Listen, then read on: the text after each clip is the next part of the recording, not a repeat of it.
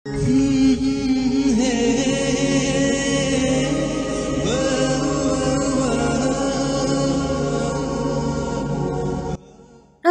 এখানে? রাহুল অন্য লোকদের ইশারা করে বলে সব মেয়েদেরকে অন্য রুমে নিয়ে যাওয়ার জন্য। ঘর ফাঁকা হতেই রাহুল বাঁকা হাসি দিয়ে বলে, আরে মিসেস জিসান চৌধুরী, আপনি এখানে যে? আর আমি আপনাকে ওখানে সব জায়গাতে খুঁজে এসেছি, কিন্তু কোথাও পাইনি। আর কোথায় বা পাবো বলুন? আপনাকে তো আমার লোকেরা যে তুলে নিয়ে এসেছে। শুধু শুধু আমার সময়টাই নষ্ট হলো আপনাকে খুঁজতে গিয়ে। ঈশা অবাক হয়েই বলে, তুমি তুমি জানলে কি করে আমি মিসেস জিসান চৌধুরী হয়ে গেছি? আরে জান, আমি সব জানি। কি বলো তো, তোমাদের বাড়িতে আমার একজন লোক আছে যে গার্ড সেজে আছে। আর এইসব মেয়ে তুমি পাচার করো? হে করি তো ঠিক, যেমন তোমাকে করব। ঈশা চোখ মুখ খিচে বলে, ছি রাহুল, ছি! তুমি এতটা নীচ যে নিজের ভালোবাসার মানুষটাকেও ছাড়লে না। রাহুল ঈশার কথাটা শুনে হাসতে থাকে।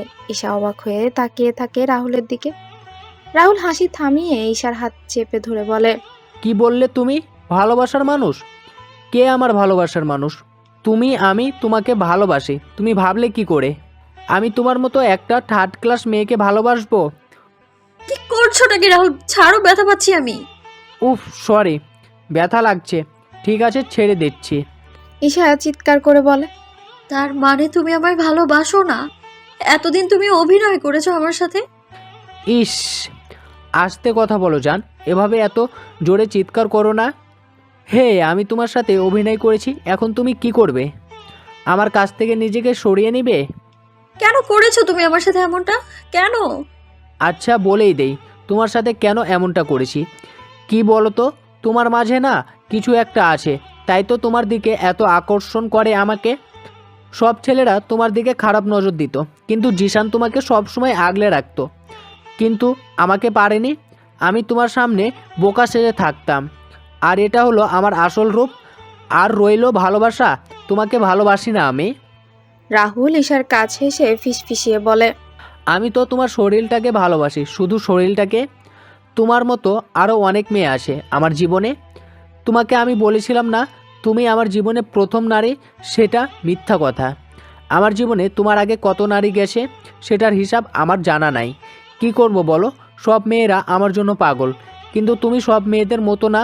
তোমার কাছে আমি যত যেতে চাইতাম, তুমি আমাকে ততটা ইগনোর করতে।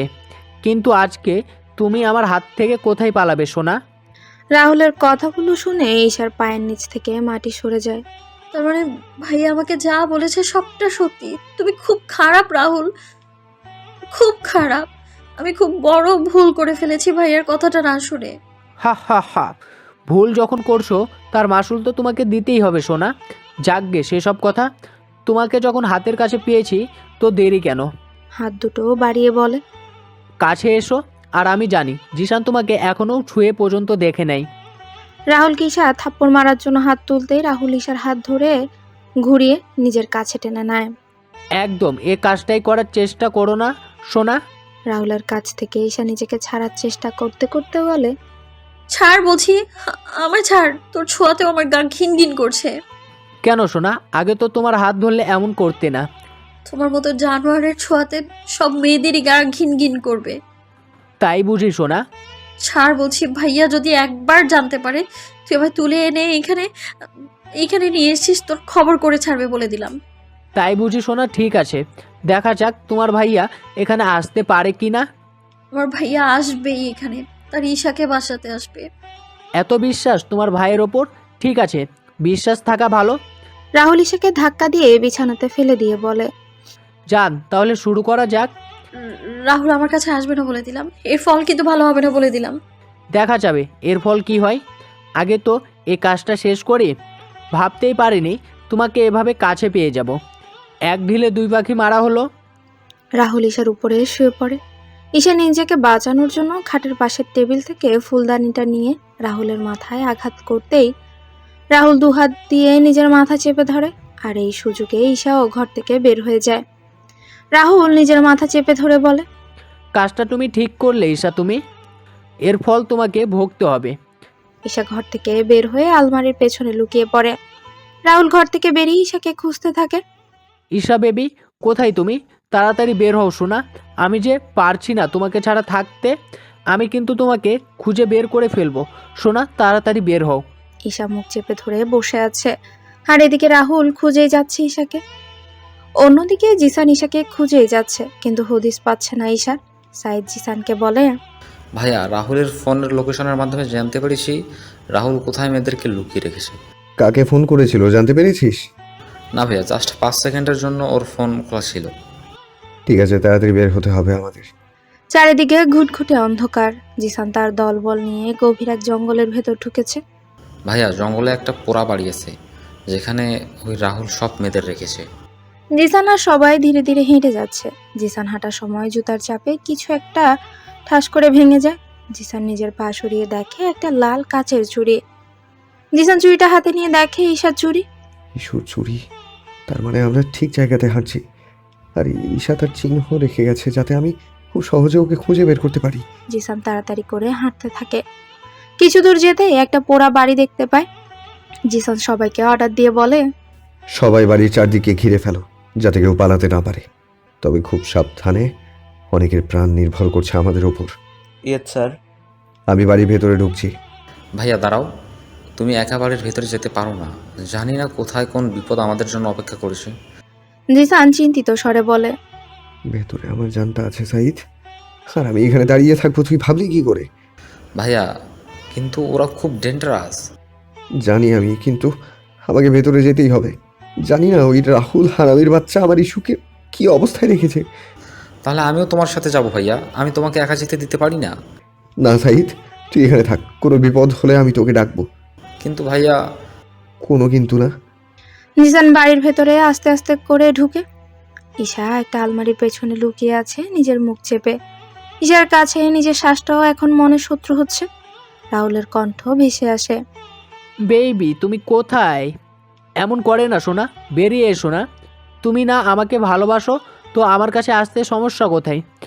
প্লিজ সোনা, বেরিয়ে এসো। রাহুল কথা বলতে বলতে ঈশার অনেক কাছে চলে এসেছে। রাহুল ঈশার ওড়নাটা দেখে ফেলে। সোনা, আমি তোমাকে খুঁজে পেয়ে গেছি, তাই প্লিজ আর লুকোচুরি না খেলে বেরিয়ে এসো। ঈশা তাড়াতাড়ি করে ওড়নাটা সরিয়ে ফেলে। ঈশার বুকটা ধড়ফড় করছে। কি করে ছাড়া পাবে এই জানোয়ারের হাত থেকে? ঈশা মনে মনে বলে, ও আল্লাহ, আমার রক্ষা করো এই জানোয়ারের হাত থেকে। আমি কিন্তু 3 পর্যন্ত গুনবো, তার মধ্যে লক্ষ্মী মেয়ের মতো বেরিয়ে আসবে। আর যদি না হও তাহলে আমি কি করব বলো তো? এদিকে ঈশার সারা শরীর কাঁপছে, ঘাম বেয়ে পড়ছে কপাল থেকে, চোখ দুটো ঝাপটে বন্ধ করে আছে। আর এদিকে রাহুল গুনতে শুরু করে। 1 2 3, যা 3 পর্যন্ত গুনে ফেললাম, তাও বের হলে না। ওকে, তুমি যখন চাও না আমি নিজে তোমাকে খুঁজে বের করি, তাহলে ঠিক আছে, আমিই বের করছি এখান থেকে। রাহুল ঈশার দিকে এগিয়ে এসে বলে। এই তো ধরে ফেলেছি। রাহুল অবাক হয়ে যায় ঈশাকে এখানে না দেখতে পেয়ে। তা কোথায় চলে গেলে সোনা? তুমি আবার লুকোচুরি খেলছো আমার সাথে? আমি কিন্তু তোমাকে বের করে ফেলেছিলাম, কিন্তু তুমি না বের হয়ে আবার লুকিয়ে গেলে। এটা কিন্তু খেলার নিয়ম না সোনা। ঠিক আছে, কোনো সমস্যা নেই, আবার না হয় খুঁজে বের করব। শুনেছি সবুরে মেয়া ফলে। এদিকে ঈশা আলমারির পেছন থেকে চলে যায়। ঈশা পেছন পেছন হাঁটতে থাকে। হঠাৎ করে কারোর সাথে ধাক্কা খায় ঈশা। ঈশার গলা শুকিয়ে আসছে, এটা ভেবে রাহুলের কাছে হয়তো এবার ধরাই পড়ে গেল হয়তো। ঈশা ভয়ে ভয়ে পেছন ফিরে তাকিয়ে দেখে জিসান দাঁড়িয়ে আছে। ঈশা কোনো কিছু না ভেবেই জিসানের বুকে ঝাঁপিয়ে পড়ে আর কান্না শুরু করে দেয়। জিসান ঈশার মাথায় নিজের হাত রাখে। অন্যদিকে রাহুল ঈশাকে খুঁজতে খুঁজতে এদিকে দেখে জিসান দাঁড়িয়ে আছে। রাহুল কিছুটা ভয় পেয়ে যায়, কিন্তু নিজেকে আবার স্বাভাবিক করে নিয়ে বলে, আরে মিস্টার জিসান চৌধুরী যে, আপনি এখানে চলে এসেছেন এত তাড়াতাড়ি? আপনার বউয়ের সাথে ফুলসজ্জাটা করার আগেই আপনি চলে এলেন? রাহুলের এই কথাটা শুনে জিসানের মেজাজটা একদম বিগড়ে যায়। পায়ের রক্ত মাথায় উঠে যায়। আর কিছুটা অবাক হয় এটা ভেবে যে রাহুল কি করে জানে ঈশাকে যে ও বিয়ে করেছে। জিসান চিৎকার করে বলে, জাস্ট শাট আপ! তোর সাহস কি করে হলো এসব কথা বলার? আর তুই কি করে জানলি ঈশাকে আমি বিয়ে করেছি? আরে রিল্যাক্স, তোর বাড়িতে আমার লোক আছে গার্ড সেজে, তাই জানি। এই আর কি, ভাগ্যিস আমার একটা লোক রেখেছিলাম তোর বাড়িতে, না হলে তো জানতেই পারতাম না যে তুই ঈশাকে জোর করে বিয়ে করেছিস। আর এটা আমার গুনহা, আর এই গুনহাতে যে একবার ঢুকে যায় তারা আর বের হতে পারে না। ঠিক যেমন আজকে তুই বের হতে পারবি না। জিসান রাহুলের দিকে বন্দুক তাক করে বলে।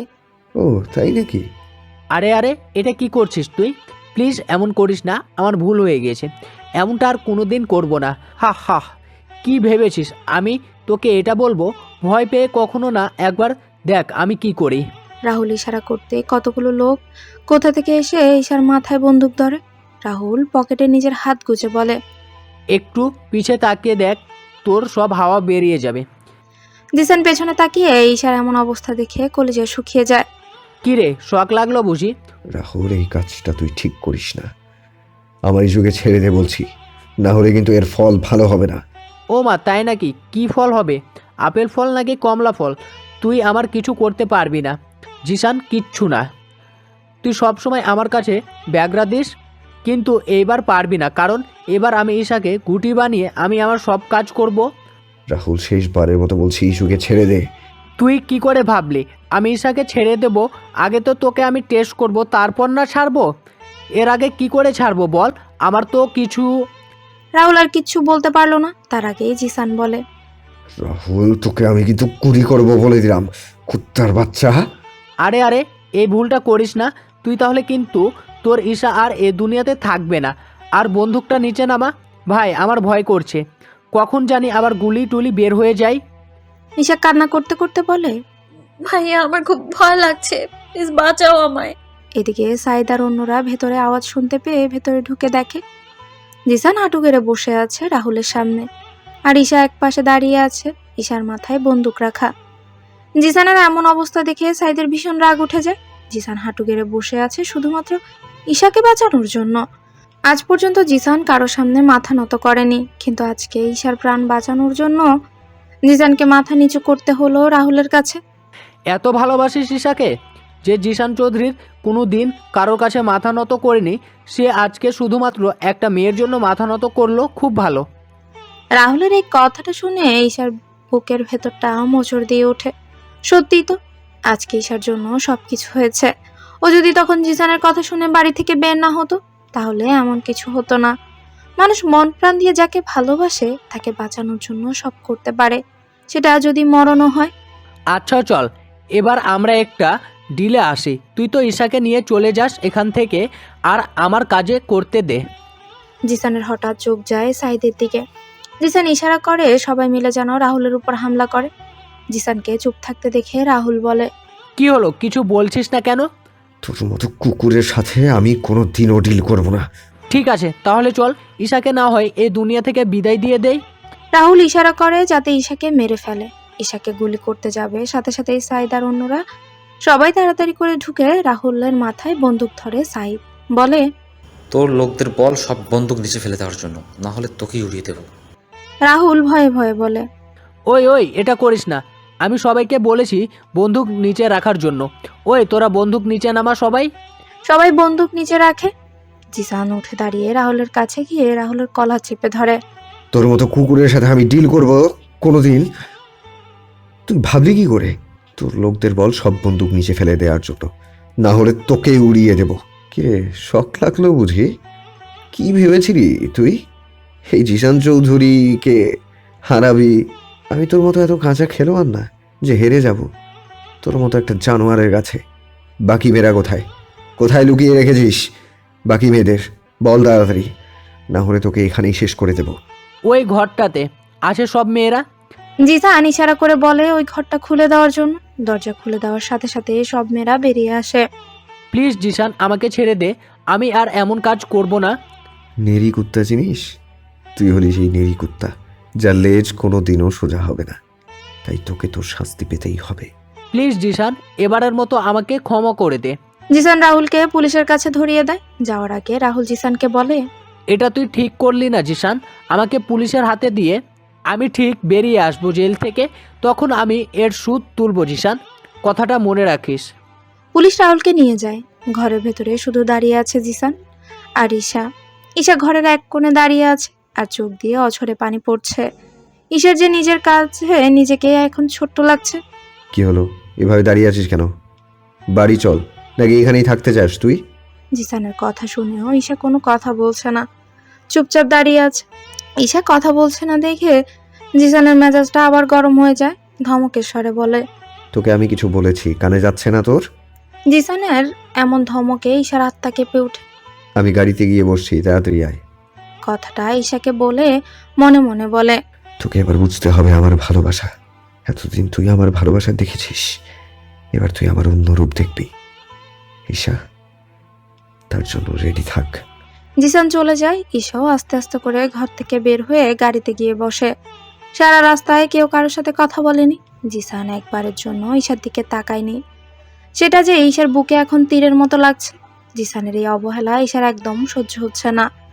ঈশা আর চোখে জিসানের দিকে তাকায়, যেটা জিসান ঠিকই বুঝতে পেরেছে। আমাকে ক্ষমা করে দিস জান।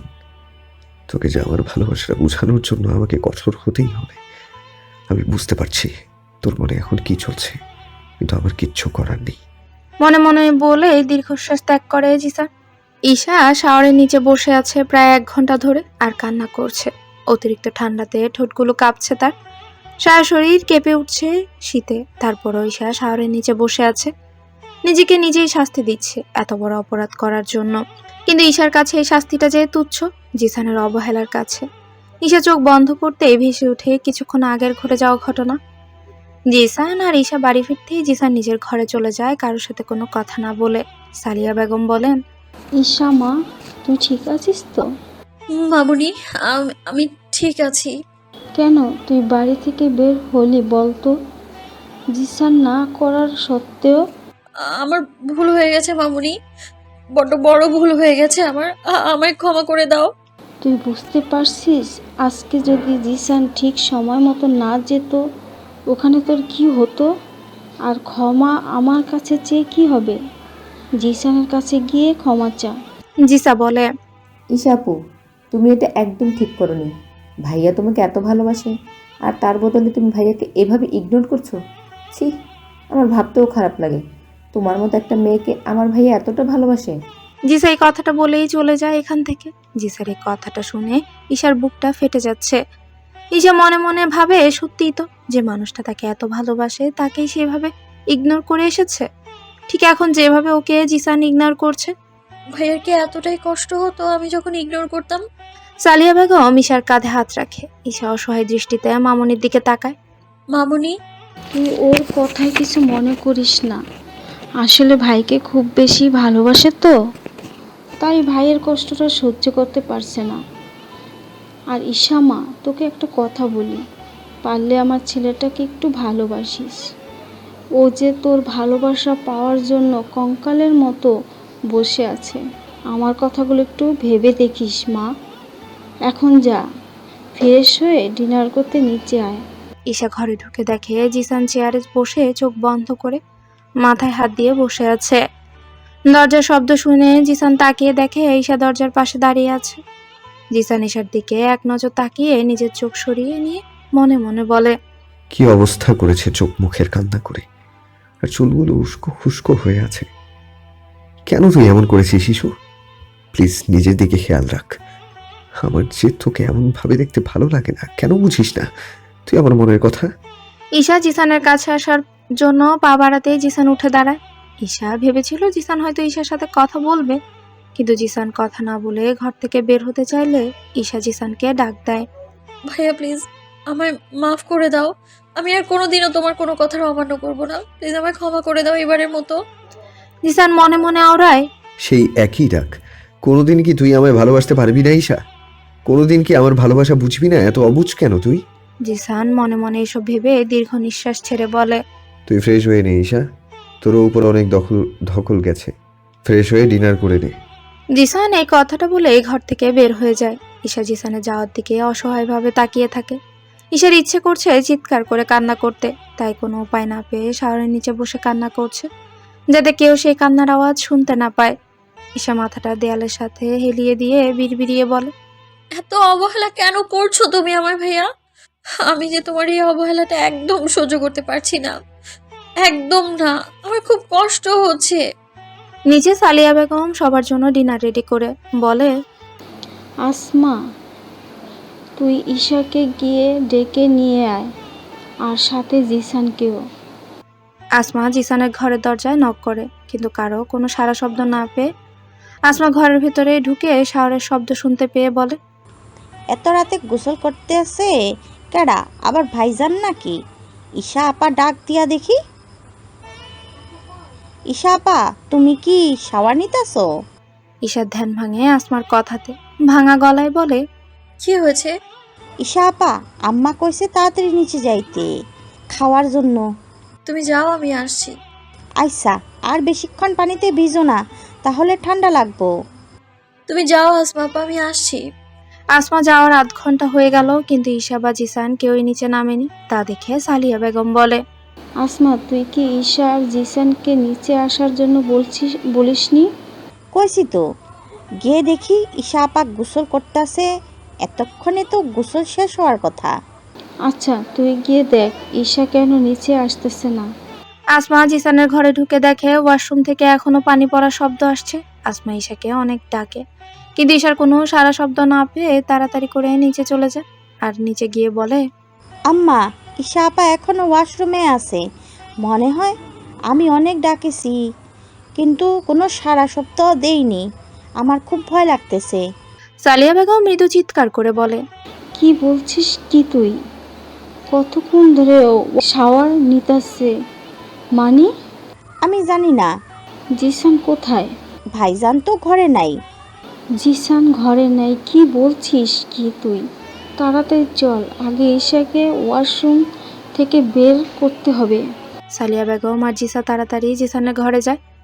ঈশাকে অনেকক্ষণ ধরে ডেকেই যাচ্ছে, কিন্তু ঈশার কোনো সারা শব্দ নেই। সবার চেঁচামেচি শব্দ শুনে জিসান তাড়াতাড়ি করে গেস্ট রুম থেকে নিজের ঘরে এসে দেখে ঈশাকে ডাকছে সবাই। কি হয়েছে মা, এভাবে চিৎকার করছো কেন? জিসান, তুই কোথায় ছিলি? ঈশা ওয়াশরুমে কখন শাওয়ার নিতে ঢুকেছে, আর এখন ওর কোনো সারা শব্দ পাচ্ছি না। কি বলছো কি তুমি মা? সরো তোমরা, আমি দেখছি। ঈশা, ঈশা, এই ঈশা, দরজা খুল। দেখ সবাই চিন্তা করছে, তাড়াতাড়ি দরজাটা খুল প্লিজ। ঈশার কোনো সারা শব্দ না পেয়ে জিসান ওয়াশরুমে দরজাটা ভেঙে যা দেখে তাতে জিসানের বুকটা ধক করে ওঠে। ঈশা, জিসান তাড়াতাড়ি করে ওয়াশরুমে ঢুকে শাওয়ারটা বন্ধ করে ঈশাকে কোলে তুলে নেয় আর বিছানায় শুয়ে দেয়। ঈশা জ্ঞান হারিয়ে ফেলেছে অতিরিক্ত চিন্তা আর বেশিক্ষণ ভেজার কারণে। মা তাড়াতাড়ি করে ওর ভেজা ড্রেসটা চেঞ্জ করো, আমি ডক্টরকে কল করছি। কিছুক্ষণ পরে এই ডক্টর এসে ঈশাকে চেক আপ করে। হঠাৎ কি হলো এমন যে এভাবে ঈশা ভিজেছে? আমরা জানি না। ডক্টর বলে, আমি ইনজেকশন দিয়ে দিয়েছি, ওর একটা স্যালাইন দিয়েছি। রাতে হয়তো ঈশা জ্বর বাড়তে পারে, আবার নাও বাড়তে পারে, তাই সবসময় ওর পাশে থাকবেন। ঠিক আছে।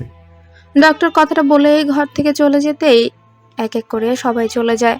জিসান দূরে দাঁড়িয়ে ঈশাকে দেখছে। ল্যাব দিয়ে ঈশার সারা শরীর ঢেকে রেখেছে।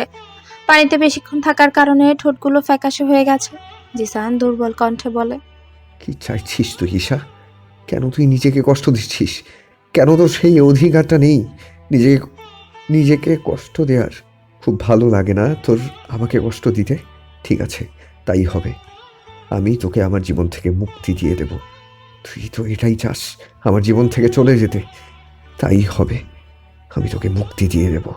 রাত 2টো বাজে। তখন জিসান ব্যালকনিতে বসে একের পর এক সিগারেট খাচ্ছে আর আকাশের দিকে নিকোটিনের ধোঁয়া উড়ে দিচ্ছে। জিসানের বুকটা জ্বলে যাচ্ছে, তারপরেও সিগারেট খেয়েই যাচ্ছে। আর চোখ বন্ধ করলে ঈশার নিষ্পাপ চেহারাটা ভেসে ওঠে। হঠাৎ করে জিসান শুনতে পায় কারো কুকড়ে ওঠার শব্দ। জিসান ঘরের ভেতরে তাকিয়ে দেখে ঈশা ঠান্ডাতে কাঁপছে। জিসান আর এক মুহূর্ত না বসে ঈশার কাছে যায়। জিসান ঈশার কপালে হাত রেখে দেখে ঈশার গা একেবারে ঠান্ডা বরফ হয়ে গেছে। ঠান্ডা ঈশার ঠোঁট জোড়া কাঁপছে। জিসান তাড়াতাড়ি করে এসির পাওয়ার অফ করে দিয়ে আলমারি থেকে ল্যাপ এনে ঈশার গায়ে রাখে, কিন্তু ঈশার গা এখনো ঠান্ডাই রয়ে গেছে। জিসান ঈশার হাত পা দিয়ে তেল দিয়ে মালিশ করে দেয়, কিন্তু তারপরও ঈশার গা গরম হচ্ছে না। জিসানের মাথা কাজ করছে না, কি করবে কিছু বুঝতে পারছে না এত রাতে। জিসান আর উপায় না পেয়ে নিজে শার্টের বোতাম খুলে ল্যাপের নিচে ঢুকে ঈশাকে নিজের কাছে টেনে নেয়। জিসানের গায়ের উষ্ণতা পেয়ে ঈশা কিছুটা স্বাভাবিক হয়, ঈশার কাঁপুনি কিছুটা কম। জিসানের অনেক কষ্ট হয় এই গরমের দিনে ল্যাপের নিচে থাকতে। জিসানের সারা শরীর ঘেমে যাচ্ছে গরমে, তারপরও জিসান নিজের কষ্ট সহ্য করে ঈশাকে জড়িয়ে ধরে রাখে। ঈশার কপালে জিসান একটা ভালোবাসার পরশিকে দেয়। ঈশাও ঘুমের মাঝে জিসানকে শক্ত করে জড়িয়ে ধরে। জিসান মনে মনে বলে, তোর কিচ্ছু হবে না, আমি যতদিন পর্যন্ত আছি আমি কিচ্ছু হতে দিব না, তোর কিচ্ছু না। জিসানও নিজের চোখ বন্ধ করে ঘুমের দেশে পাড়ি দেয়। সকালে ঈশা বুঝতে পারে তাকে কেউ শক্ত করে জড়িয়ে ধরে আছে। ঈশা চোখ মেলে তাকিয়ে দেখে জিসানের উন্মুক্ত বুকে ঈশা একেবারে লেপ্টে আছে। ঈশা জিসানের দিকে তাকিয়ে দেখে জিসান খুব শান্তিতে ঘুমোচ্ছে। ঈশার খুব ইচ্ছে করছে জিসানের গাল ছুঁয়ে দিতে। ঈশা আস্তে আস্তে করে জিসানের গালে হাত রেখে মনে মনে বলে, ঘুমিয়ে থাকলে তোমার কত কিউট লাগে তুমি জানো, কিন্তু যখন জেগে থাকো তখন একেবারে একটা হিটলারের মতো লাগে। ঈশা জিসানের দিকে তাকিয়ে সব ভাবছে আর মুচকি মুচকি হাসছে। জিসান হঠাৎ করে জেগে যায়। চোখ মেলে তাকিয়ে ঈশাকে মুচকি হাসতে দেখে বলে, ঘুমিয়ে থাকলে তোমাকে অনেক। ঈশা ইতস্তত হয়ে বলে, না এমনি। জিসান খেয়াল করলো যে ও খালি গায়ে, তাই জিসান তাড়াতাড়ি ঈশাকে ছেড়ে উঠে বসে আর নিজের শার্টটা পরে নেয়। ঈশাও উঠে বসে। জিসান শার্ট গায়ে দিয়ে বলে, এখন কেমন লাগছে তোর? ঈশা অবাক হয়ে বলে, কেমন লাগছে মানে? আমার কি কিছু হয়েছিল নাকি? তোর কি কিছুই মনে নেই? না, হ্যাঁ তবে শাওয়ার নিচ্ছিলাম আমি। এরপরে কি হয়েছিল আমার আর কিছুই মনে নেই। খুব ভালো, দেখি এদিকে আয়, তোর জ্বর আছে কিনা এখন? জিসান ঈশার কপালে হাত দিয়ে দেখে ঈশার গা এখন স্বাভাবিক আছে। আর ঈশা জিসানের মুখের দিকে তাকিয়ে মনে মনে বলে, আমি জানি ভাইয়া তুমি আমায় এখনো আগের মতোই ভালোবাসো, কিন্তু এখনো অভিমান করে আছো আমার উপর।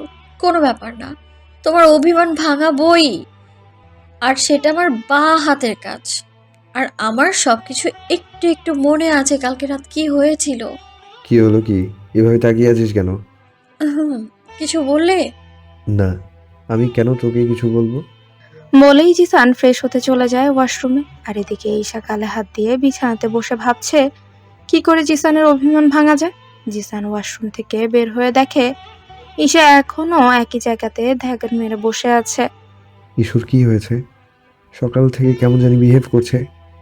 জিসান কথাগুলো মনে মনে ভেবে ঈশাকে বলে, ইস্যু, তুই এভাবে বসে আছিস কেন? যা, ফ্রেশ হ, গিয়ে রাতে যা করেছিস তুই সারা জীবন মনে থাকবে। এত অভিমান আমার উপরে যে ঈশু না ডেকে ঈশা ডাকছে। ঠিক আছে, আমার নামও ঈশা। তোমার অভিমান আমি ভেঙেই ছাড়বো মিস্টার জিশান চৌধুরী। মনে মনে ভাবছে ঈশা। কি হলো, এভাবে বসে আছিস কেন? যা, ফ্রেশ হ গিয়ে। যাচ্ছি। ঈশা খাট থেকে নামার সাথে সাথে মাথা ঘুরে যায়। ধপ করে বিছানাতে বসে পড়ে। কি হয়েছে? খারাপ লাগছে নাকি? আমার হাতটা ধর, আমি তোকে ওয়াশরুম পর্যন্ত দিয়ে আসি। না ভাইয়া, আমি ঠিক আছি, আমি একাই যেতে পারবো। জিসান দ্রুত পায়ে ঈশার কাছে এসে হাত বাড়িয়ে বলে। জিসানের কথাটা শুনে নিজের হাতটা সরিয়ে নেয়। মুখটা কালো হয়ে যায় জিসানের। ঈশা আস্তে আস্তে করে ওয়াশরুমে চলে যায়।